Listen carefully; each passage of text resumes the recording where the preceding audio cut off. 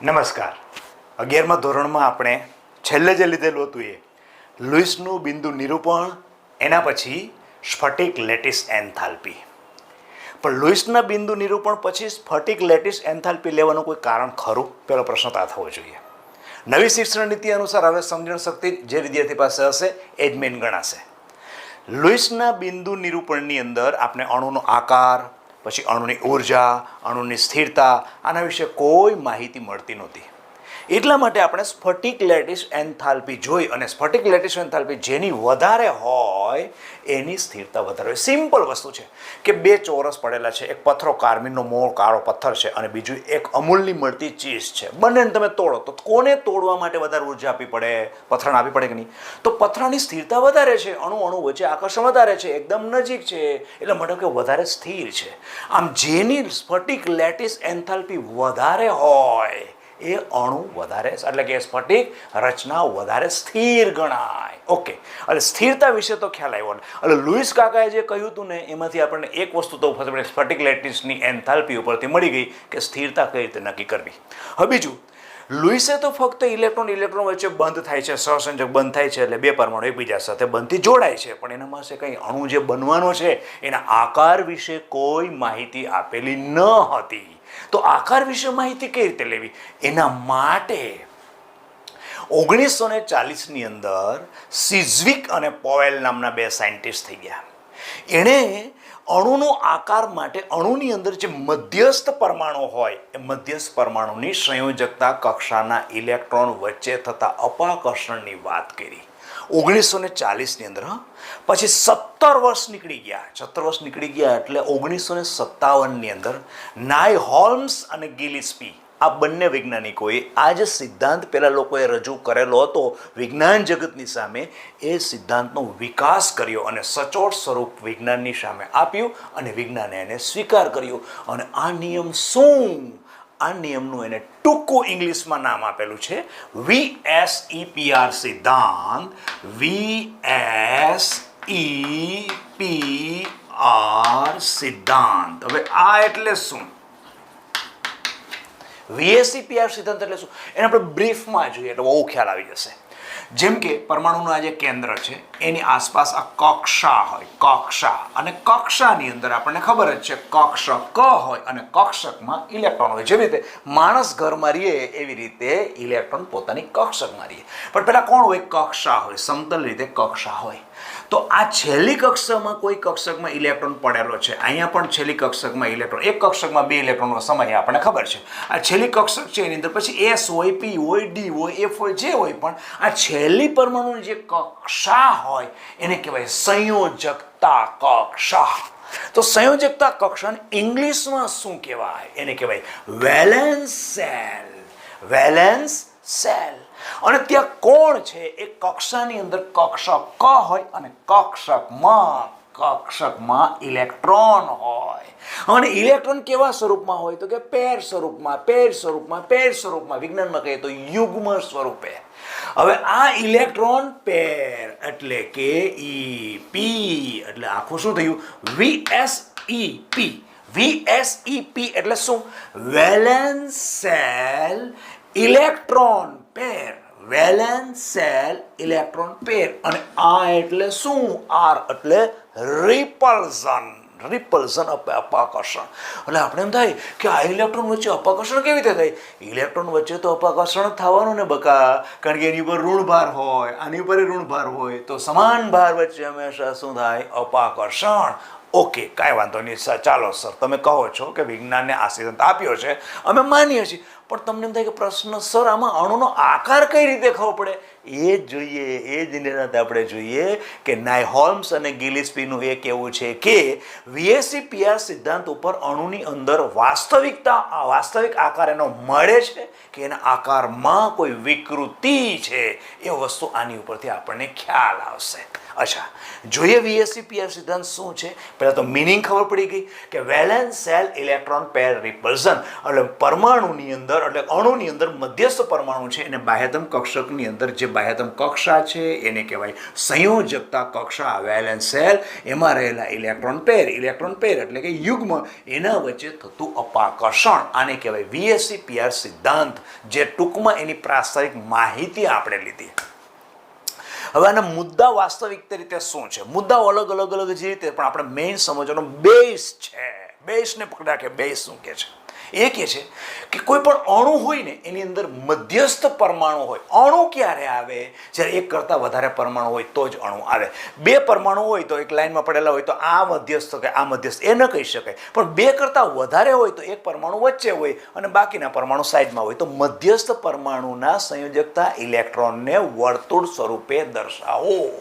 અને ત્યાં બીજા પરમાણુના એટલે કે સામે જોડાતા પરમાણુના ઇલેક્ટ્રોન સહસંયોજક બનતી એની સાથે જોડાયેલા હશે. એ જોડાઈ ગયા પછી શું થશે? એના પોતાના એટલે કે મધ્યસ્થ પરમાણુના ઇલેક્ટ્રોન હવે બંધમાં જકડાઈ ગયા. એટલે બંધમાં જકડાઈ ગયા એટલે એને કહેવાશે બંધકારક ઇલેક્ટ્રોન યુગ્મ. યુગ્મ થાય ને, એક આનો ને એક પેલાનો, એક આનો ને એક પેલાનો, એક આનો ને એક આનો પેલાનો, 4 હોય તો આ બંધકારક ઇલેક્ટ્રોન યુગ્મ હોય કોઈ અણુમાં. એવું પણ બની શકે કે મધ્યસ્થ પરમાણુ પાસે એવા પણ કક્ષક પડેલી હોય કે જેમાં 2 ઇલેક્ટ્રોન પડેલા હોય કે જે ઇલેક્ટ્રોને કોઈ પણ બંધમાં ભાગ લીધો નથી. તો એવા ઇલેક્ટ્રોનને આપણે શું નામ આપીશું? અબંધકારક ઇલેક્ટ્રોન યુગ્મ, અથવા તો ઇંગ્લિશમાં કહીએ તો લોન પેર ઓફ ઇલેક્ટ્રોન યુગ્મ. તો પેલા સર બંધમાં ભાગ લીધેલા છે એ ઇલેક્ટ્રોનને આપણે શું કહેશું? એ ઇલેક્ટ્રોનને કહેવાય બંધકારક ઇલેક્ટ્રોન યુગ્મ ગુજરાતીમાં. ઇંગ્લિશની અંદર બોન્ડ પેર ઓફ ઇલેક્ટ્રોન, બે બોન્ડ પેર ઓફ ઇલેક્ટ્રોનને કહેવાય બીપી. બીપી એટલે બોન્ડ પેર ઓફ ઇલેક્ટ્રોન. અને પેલા મેં હમણાં જે કીધા કે જે અબંધકારક ઇલેક્ટ્રોન યુગ્મ છે એને શું કહેવાશે? લોન પેર ઓફ ઇલેક્ટ્રોન, એને કહેવાય એલપી. એટલે એલપી અને બીપી અણુની અંદર મધ્યસ્થ પરમાણુ જ્યારે અન્ય પરમાણુ સાથે સહસંયોજક બનથી જોડાય ત્યારે મધ્યસ્થ પરમાણુ પાસેની 2 શક્યતા રહે. શું 2 શક્યતા રહે? એક એવું રહીએ કે મધ્યસ્થ પરમાણુ પાસે બધા જ બંધકારક ઇલેક્ટ્રોન યુગ્મ હોય. એવું પણ બને કે મધ્યસ્થ પરમાણુ પાસે એક કે વધારે કક્ષકમાં ઇલેક્ટ્રોન યુગ્મ પડેલા હોય કે જેણે બંધમાં ભાગ લીધો નથી. તો એવા પરમાણુના એ મધ્યસ્થ પરમાણુના એ ઇલેક્ટ્રોનને કહેવાય અબંધકારક ઇલેક્ટ્રોન યુગ્મ. આ આખું પ્રાસ્તાવિક માહિતી પછીના મુદ્દા થયા.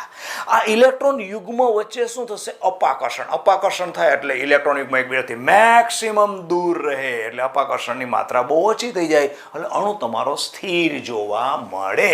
હવે આના દ્રષ્ટાંતથી બહુ સારી રીતે સમજી શકાશે. જેમ કે હું મિથેન, આપણે સારામાં સારું અને તમને સારું લાગે અને આવડતું હોય એવું સિમ્પલમાં સિમ્પલ પહેલા દ્રષ્ટાંત મિથેનનું લઈએ. ચાલો કે મિથેનની અંદર કાર્બનનું પહેલાં સંકરણથી સ્ટાર્ટ કરીએ. કાર્બનનું સંકરણ. કાર્બન છે, મિથેનમાં કાર્બનની પરમાણુની ઇલેક્ટ્રોનના કેટલા પરમાણુ ક્રમાંક એનો? 6 છે. ઇલેક્ટ્રોનના લખીએ. ઇલેક્ટ્રોનના પહેલું 1s2 2s2 2px 2py અને 2pz. આ પી કક્ષકોને હું ત્રણેયને આવી રીતે સિમ્બોલિક અવસ્થામાં દર્શાવું છું. એસ કક્ષકને પણ સિમ્બોલિક અવસ્થામાં આ રીતે મેં દર્શાવ્યું. અને ઇલેક્ટ્રોન પહેલાં પૂરા કરીએ. 6 છે એટલે 2 ને 2 4, 5 અને 6 ઝેડમાં નથી. હવે જો કાર્બન પોતે ઉત્તેજિત અવસ્થા પ્રાપ્ત કરે, ઉત્તેજિત અવસ્થાને આ રીતે લખાય. ઉત્તેજિત અવસ્થામાં શું કરે? આ પી કક્ષક બીજા શક્તિ સ્તરમાં પડેલી છે અને એસ કક્ષક પણ બીજા શક્તિ સ્તરમાં પડેલી છે. એટલે બે વચ્ચે શક્તિનો તફાવત ખૂબ જ ઓછો છે. પી કક્ષક કેટલી છે? 3 છે. જો પી કક્ષક કેટલી છે? 3. એક્સ કક્ષક કેવી છે? એસ. તો 1 છે. 1 અને 3 વચ્ચે શક્તિ તફાવત કેવો છે? ઓછો. આમાંથી ઇલેક્ટ્રોન અયુગ્મન થઈ એટલે કે 2 પડેલા છે ને એસમાં. જો એસમાં 2 પડેલા છે. એસમાં ઇલેક્ટ્રોન કેટલા છે? અહીંયા 2 છે. 1 અને 2. પીમાં કેટલા છે? 1 અને 1. તો અહીંથી 2 જે ઇલેક્ટ્રોન છે ને એમાંથી 1 ઇલેક્ટ્રોન સીધો અહીંયા આવી જાય. ઉત્તેજિત અવસ્થામાં, કાર્બનની ઉત્તેજિત અવસ્થામાં એસમાંના 2 ઇલેક્ટ્રોન છે. નજીકની ઓછી શક્તિ એનાથી સહેજ ઓછી શક્તિ એટલે કે શક્તિનો તફાવત ઓછો છે. એમાં પોતાનો આ ઇલેક્ટ્રોન જમ્પ મારી અને પોતે અહીંયા નાખી દે એટલે ઇલેક્ટ્રોન અહીંયા આવી ગયો. ઓકે. જે કાર્બનની ઉત્તેજિત અવસ્થા થઈ કે જેમાં એક કક્ષક, બધી કક્ષકમાં એક ઇલેક્ટ્રોન આવી ગયો. આ રીતે થઈ ગયું. હવે કાર્બન શું કરે કે પોતાની બાહ્યતમ કક્ષકમાં એક કક્ષક એસ અને 3 કક્ષક પી. જો એક એક એસ છે અને 3 પી છે.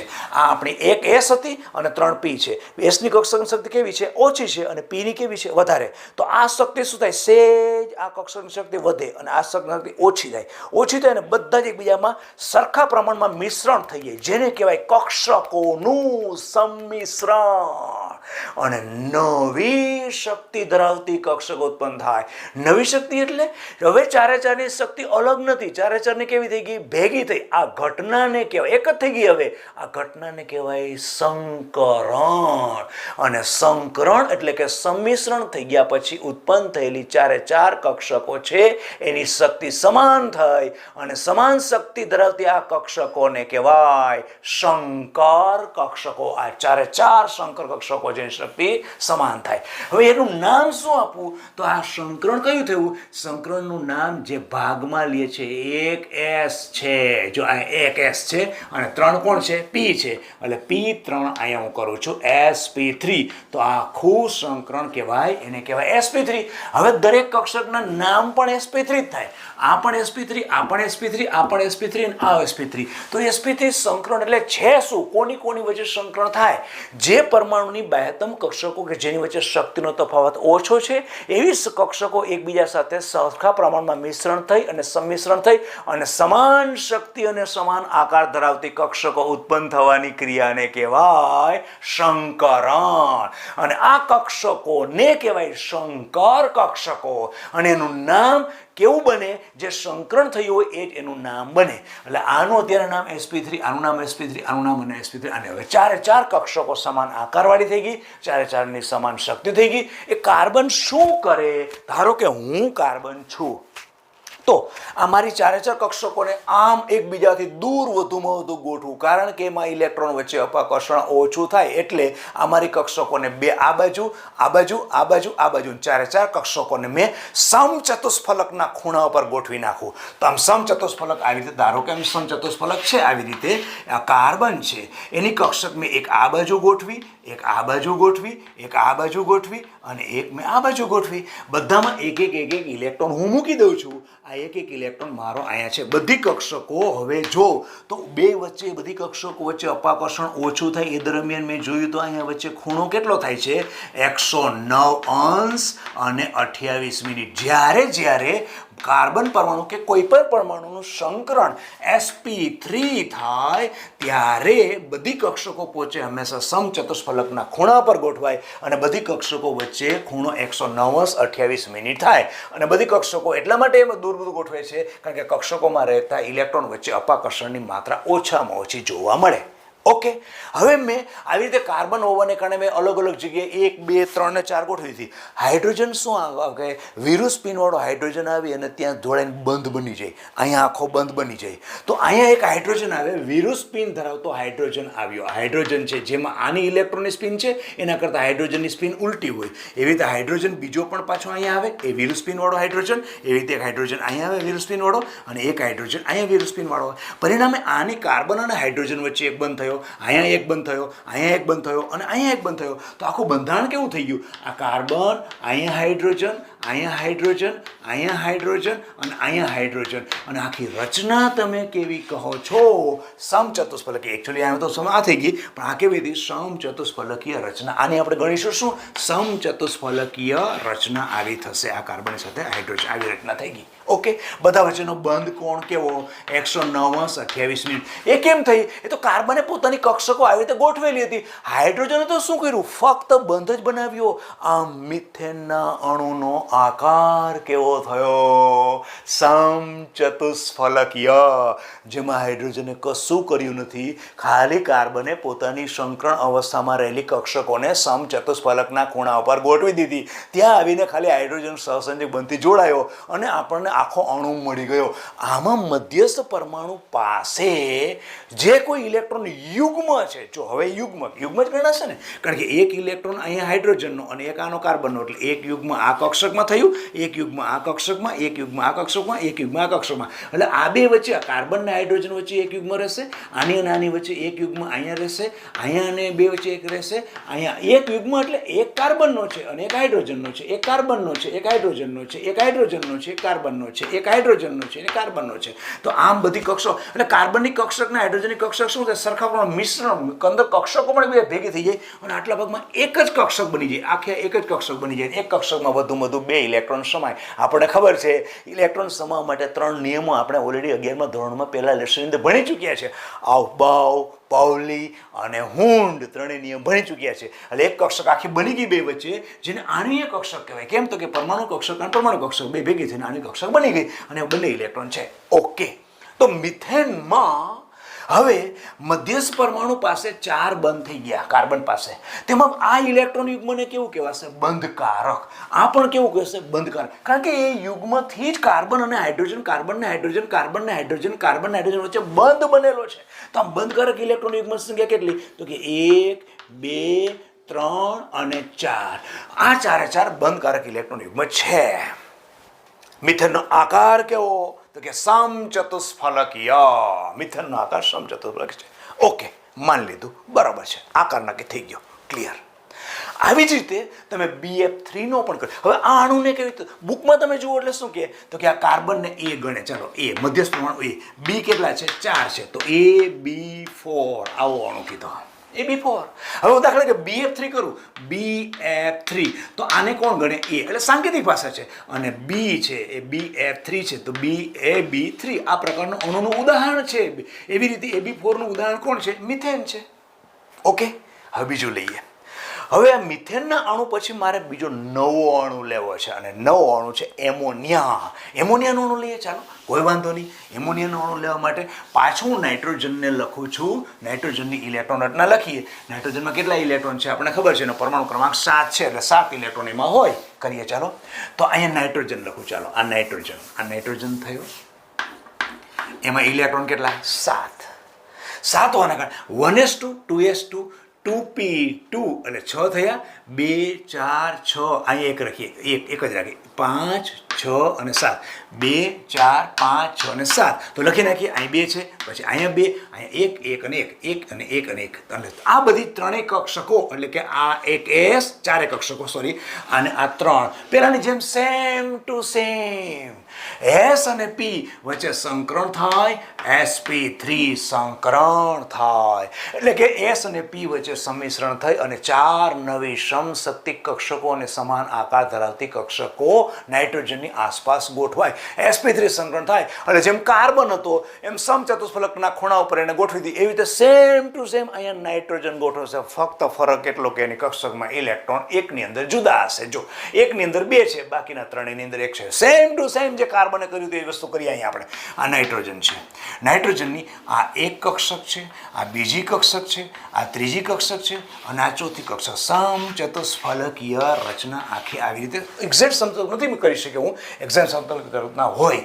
હવે એમાં ઇલેક્ટ્રોન મૂકીએ તો આ ઇલેક્ટ્રોન કેટલા, અહીંયા 2 ઇલેક્ટ્રોન થયા, અહીંયા 1, 1 અને 1. 3 કક્ષકમાં કેટલા છે, 1, 1 અને 1. આ બધી જ કક્ષકો sp3 છે. આ પણ sp3 છે, આ પણ sp3 છે, આ પણ sp3 છે. હવે કોઈ એકલી s નથી કે નથી કોઈ p, બધી હવે સંકરણ થઈને સમશક્તિક અને સમાન આકાર ધરાવતી કક્ષકો ઉત્પન્ન થયેલી છે. જે સમશક્તિ કક્ષકો સમચતુષ્ફલકના ખૂણા ઉપર ગોઠવાયેલી છે અને દરેક કક્ષકો વચ્ચેનો ખૂણો 109 અંશ અને 28 મિનિટ આપણને જોવા મળે છે. કારણ કે નાઇટ્રોજનનું સંકરણ કેવું છે, sp3 છે. ઓકે, હવે શું થશે, પહેલાની જેમ જ હાઇડ્રોજન આવશે. હાઇડ્રોજન અહીંયા એક હાઇડ્રોજન વિરુસ્પિન વાળો ઇલેક્ટ્રોન 1s ની અંદર રહેલો હતો, એ ઇલેક્ટ્રોન અહીંયા એક પકડવાનો બંધ બની જશે. બીજો હાઇડ્રોજન અહીંયા આવે એટલે હાઇડ્રોજન પાછો એક અહીંયા બંધ બનાવે. એના પછી ત્રીજો હાઇડ્રોજન અહીંયા આવશે એટલે હાઇડ્રોજન અહીંયા બંધ બનાવશે. તો પછી રચના કેવી થશે, તો કે નાઇટ્રોજન છે, એક હાઇડ્રોજન અહીંયા આવશે, એક હાઇડ્રોજન અહીંયા આવશે, એક હાઇડ્રોજન અહીંયા આવશે અને નાઇટ્રોજન ઉપર અબંધકારક ઇલેક્ટ્રોન યુગ્મ પડેલું છે. શું ચેન્જ થયો બેટા, જુઓ.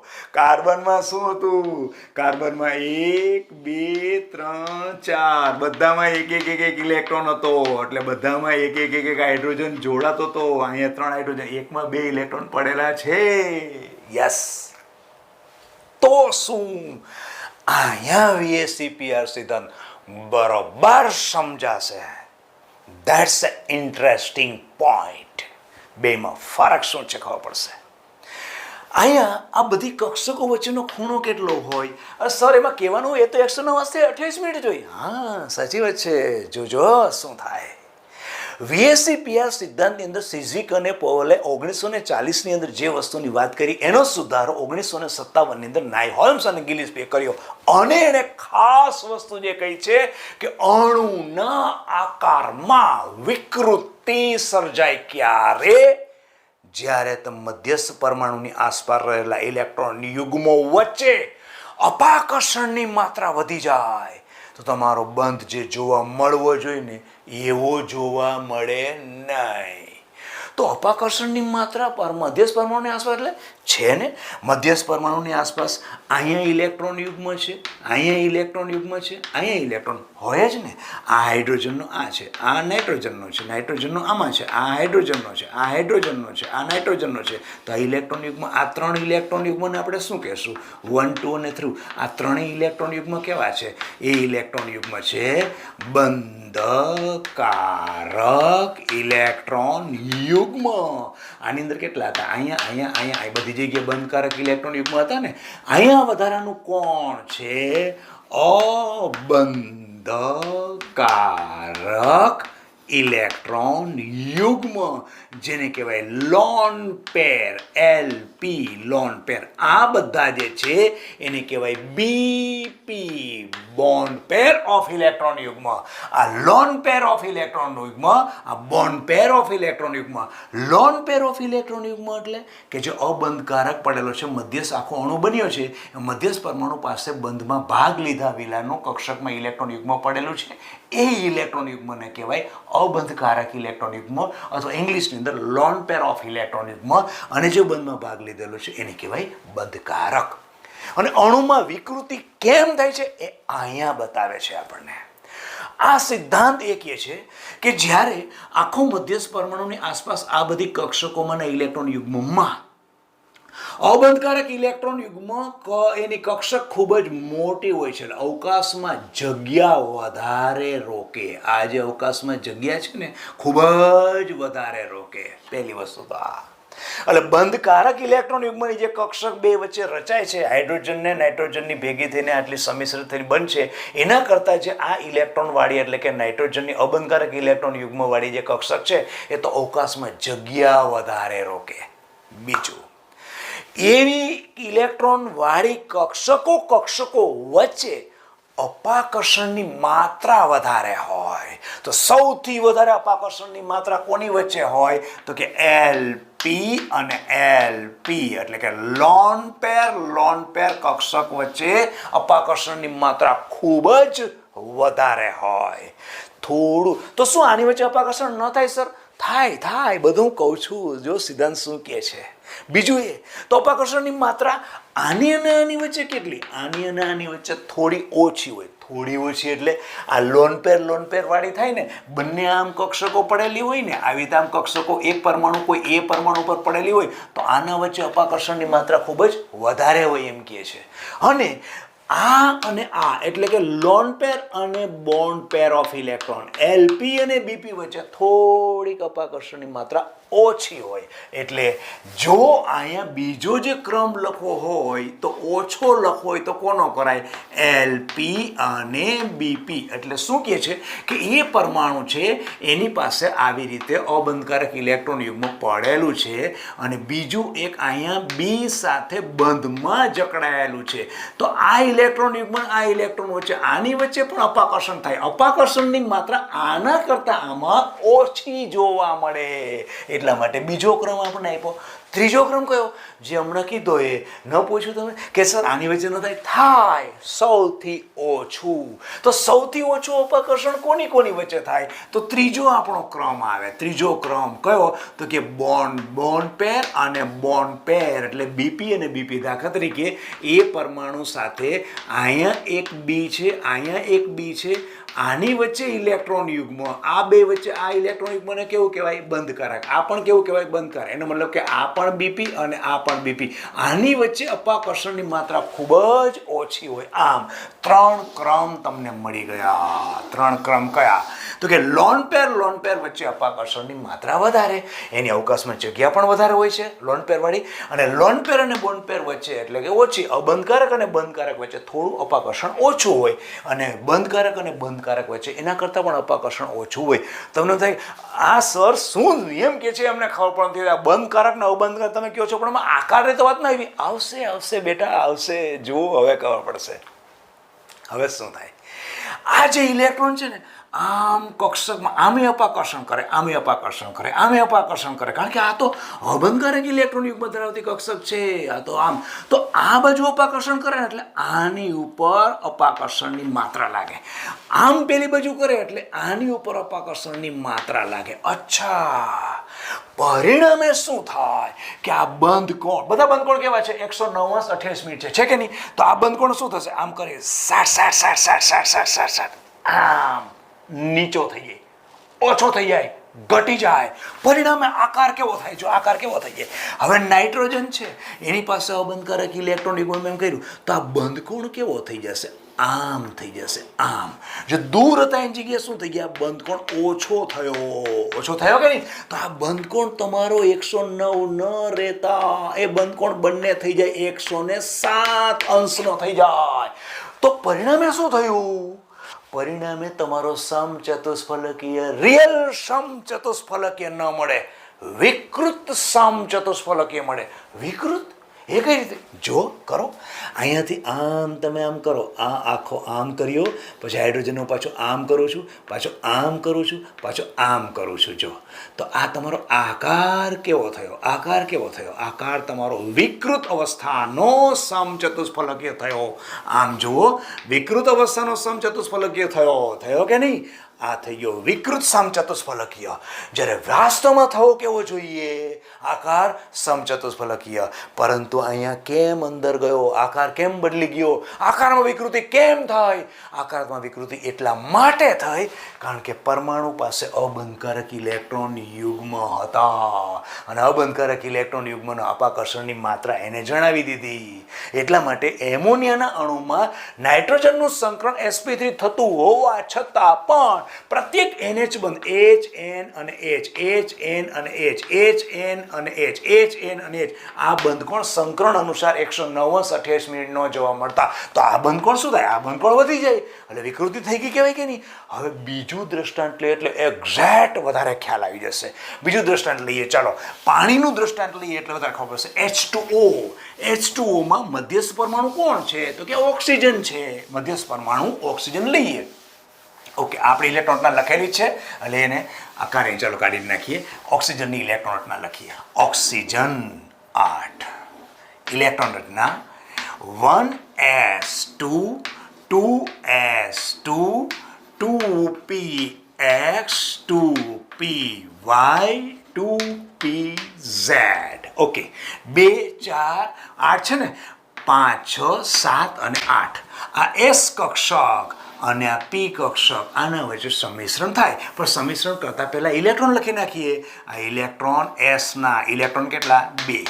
પછી અહીંયા 3 પી કક્ષક છે, એની અંદર પીની અંદર 2pxમાં કેટલા? 2, પીમાં વાયમાં 1 અને ઝેડમાં 1, અને આની વચ્ચે સંકરણ થાય. સંકરણ કયું થાય? એક એસ અને 3 પી એટલે sp3. અને જેવું સંકરણ થયું એટલે દર વખતે કાર્બનની માફક બધા જ્યારે sp3 સંકરણ થાય એટલે મધ્યસ્થ પરમાણુ પોતાની 4 કક્ષકો સમચતુષ્ફલકના ખૂણા ઉપર ગોઠવે. આવી રીતે સમચતુષ્ફલકના ખૂણા ઉપર ગોઠવી દીધી. આવી રીતે આમ ગોઠવી, આમ થઈ ગઈ. હવે એમાં બધા વચ્ચેનો બંધકોણ કેટલો હોય? તો કે 109:28 આ બંધકોણ આપણો હોય. 109 અને 28. હવે એમાં ઇલેક્ટ્રોન છે આપણા મૂકી દઈએ.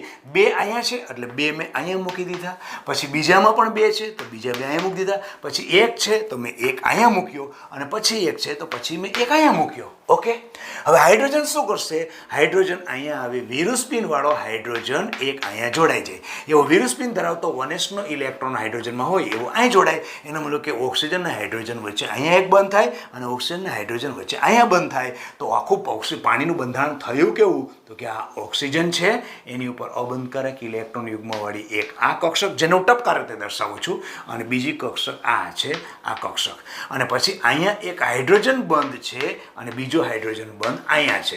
અહીંયા બે વચ્ચે ઇલેક્ટ્રોન યુગ્મ છે, એક એમાં હાઇડ્રોજનનું છે ને એક ઓક્સિજનનું છે. આ ઇલેક્ટ્રોન યુગ્મ એક ઓક્સિજનનું છે એક હાઇડ્રોજનનું છે. તો આ બંને ઇલેક્ટ્રોન યુગ્મ કયા ગણાય તો કે એ થાય બંધકારક ઇલેક્ટ્રોન યુગ્મ જેને કહેવાય BP. ઓકે, અને આ બંને ઇલેક્ટ્રોન યુગ્મને કયા નામ આપશું? અબંધકારક ઇલેક્ટ્રોન યુગ્મ. આ એ આપણા છે. જો હવે આ બધા વચ્ચેનો બંધ કોણ કેવો છે? 169 અટેચમેન્ટ થવો જોઈએ, બરોબર છે. VSEPR સિદ્ધાંત અહીંયા કહે છે કે નહીં, તમારો 169 અટેચમેન્ટ નહીં થાય. અરે પણ કેમ નહીં થાય એ જોવાનું છે બેટા. એણે કહ્યું છે કે લોન પેર વચ્ચે અપાકર્ષણની માત્રા ખૂબ જ વધારે હોય, એના કરતાં લોન પેર અને બોન્ડ પેર વચ્ચે ઓછી અને બોન્ડ પેર વચ્ચે એના કરતાં ઓછી. તો જો એમોનિયાનો અણુ હમણાં આપણે લીધો તો એમાં નાઇટ્રોજન ઉપર એક જ અબંધકારક ઇલેક્ટ્રોન યુગ્મ હતો, એટલા માટે આ ઇલેક્ટ્રોન યુગ્મ આ બાજુ પણ અપાકર્ષણ કરતો હતો, આ બાજુ પણ અપાકર્ષણ કરતો હતો. ક્લિયર?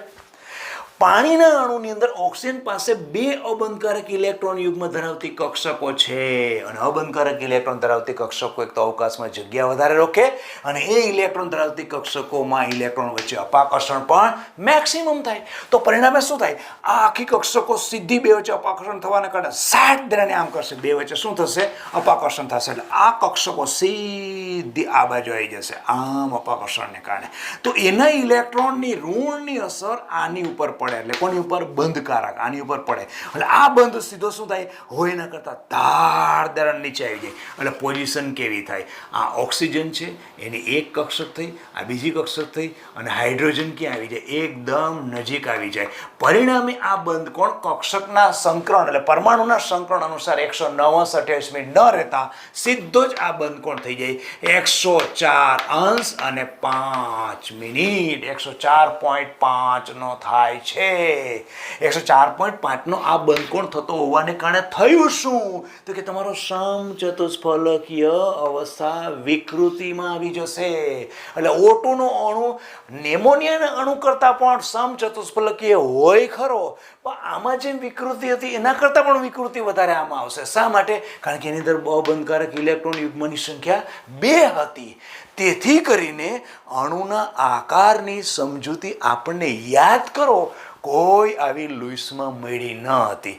VSEPR સિદ્ધાંત ઉપરથી એ તો ખબર પડી ગઈ કે અણુની અંદર રહેલા મધ્યસ્થ પરમાણુનું સંકરણ ગમે તે થયું હોય, પરંતુ એ સંકરણ અનુસાર જ અણુનો આકાર થશે કે નહીં એ તો અણુના મધ્યસ્થ પરમાણુ પાસે રહેલા ઇલેક્ટ્રોન યુગ્મની સંખ્યા ઉપર ખબર પડે.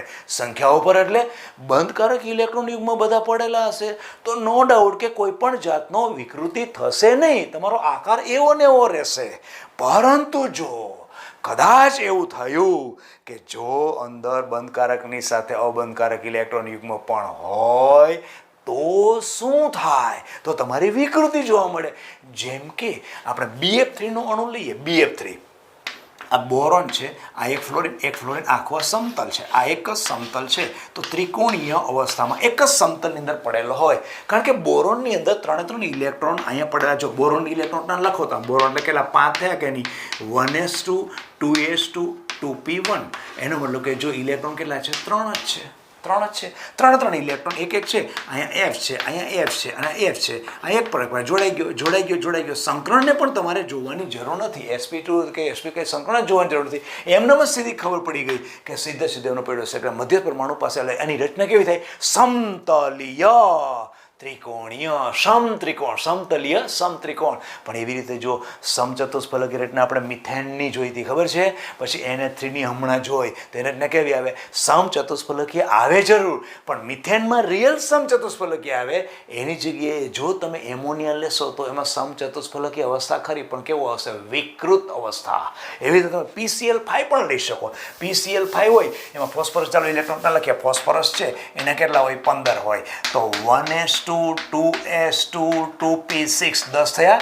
3s2 3p3 અને આ 3 ને 2 5 એટલે પી કક્ષક પછી આવી પેલી બાજુ એક ઇલેક્ટ્રોન જતો રહીએ અને પછી સંકરણ ને બધું કહેતો નથી ખાલી તો ટૂંકમાં તમને સમજાવી દઉં એટલે ખ્યાલ આવશે કે ફોસ્ફરસની અંદર વધારે પછી ડીપમાં આવશે ઇલેક્ટ્રોન આગળ જઈને કયું સંકરણ થાય ફોસ્ફરસ ટૂંકમાં 5 ઇલેક્ટ્રોન છે 1 2 3 4 ને 5 આ 5 ની અંદર Cl3 હોય તો Cl Cl Cl Cl અને Cl અહીંયા બંધ બને 1 2 3 4 અને 5 હવે આ બંધ કેવો બને તો કે એક જ સમતલની અંદર P છે એની સાથે અહીંયા Cl હોય પાછો અહીંયા Cl હોય પાછો અહીંયા Cl હોય એટલે આમ સમતલી આખો ત્રિકોણ થયો ઉપરના ભાગમાં એક Cl હોય અને નીચેના ભાગમાં એક Cl હોય તો આખી રચના તમે જુઓ તો ઉપર એક પિરામિડલ થાય અને એક નીચે પિરામિડલ થાય બુકમાં જોશો તમને ખ્યાલ આવશે એટલે આખો એક સમતલ છે ફોસ્ફરસ છે Cl છે પાછો Cl છે Cl છે તો આમ સમતલીય ત્રિકોણ થયો ઉપર એક પાછો Cl છે તો Cl તમે જોડો છે એને આમ કરી આમ જોડશો તો અહીંયા જોડાશે ને અહીંયા જોડાશે તો ઉપર એક પિરામિડ થયો નીચેનો Cl છે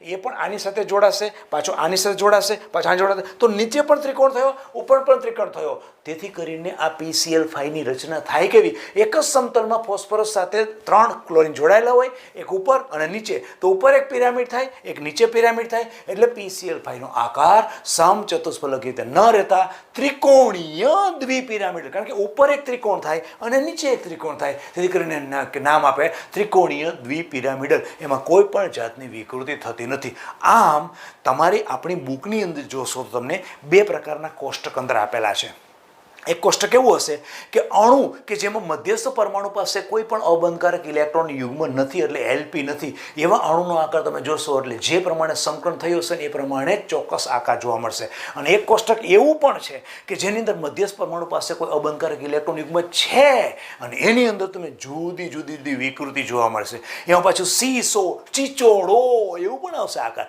ચીચોડો એટલે કયો શેરડીનો રસ કાઢવાનો ચીચોડો એ નહીં સીસો એટલે ઉચ્ચક નીચક એવું પણ આવશે એ બધા કોષ્ટકનો અભ્યાસ કરજો તમે અને એની અંદર જો તમને ન કંઈ ખ્યાલ આવે તો મને જરૂર અવશ્ય કોમેન્ટ બોક્સની અંદર જણાવશો મેં આજે પ્રયત્ન કર્યો છે કે તમને VSE PR સિદ્ધાંત બહુ સારી રીતે સમજાયો છે જો ચીચોડોની બધી વસ્તુ કહું છું ને એમાં 2 થી 3 રચના હોય એમાં એક સ્થાયી હોય અને 2 અસ્થાયી હોય એટલે સ્થાયી રચના વધારે આપણે કન્સિડર કરવી આ બધું અંદર કોષ્ટકમાં જોશો એટલે એક્ઝેક્ટ ખ્યાલ તો જનરલી આવી જશે મેઇન મારે સમજાવવાનું જે વસ્તુ હતી એ VSE PR સિદ્ધાંતથી આપણે અણુનો આકારનું કંઈક પ્રાકથન કરી શકીએ છીએ કે અણુના આકારની અંદર કંઈ વિકૃતિ જોવા મળે છે કે નહીં બંધની અંદર કોઈ વિચલન જોવા મળે છે કે નહીં એ વસ્તુ મેઇન સમજાવવાની હતી અને VSE PR સિદ્ધાંત આવર્ત કોષ્ટકની અંદર 4 વિભાગ છે આપણો S P D અને F રશિયન સાયન્ટિસ્ટ મેન્ડેલિફે 4 વિભાગ પાડ્યા છે ને એમાં જનરલી P વિભાગના તત્વો એટલે કે રાઈટ સાઈડના જે તત્વો છે એના સંયોજનોને સારી રીતે એના સંયોજનોના આકારને સારામાં સારી રીતે સમજાવી શકતો હોય તો VSE PR સિદ્ધાંત છે તો આમ આ પાઠની અંદર હજી ઘણું આગળ જવાનું છે સંયોજકતા બંધનવાદ લેવાનો છે આણ્વિક કક્ષક ચિતાર લેવાનો છે અણુનો આકાર બધું બહુ જ જોવાનું છે આપણે પરંતુ અહીંયા આપણે આ લેક્ચરને બેટા સ્ટોપ કરીએ ફરીથી પાછું આ જ ઉત્સાહ અને ઉમંગ સાથે નવા ટોપિક સાથે ફરીથી પાછા મળીશું વધુ આવતા અંકે નમસ્કાર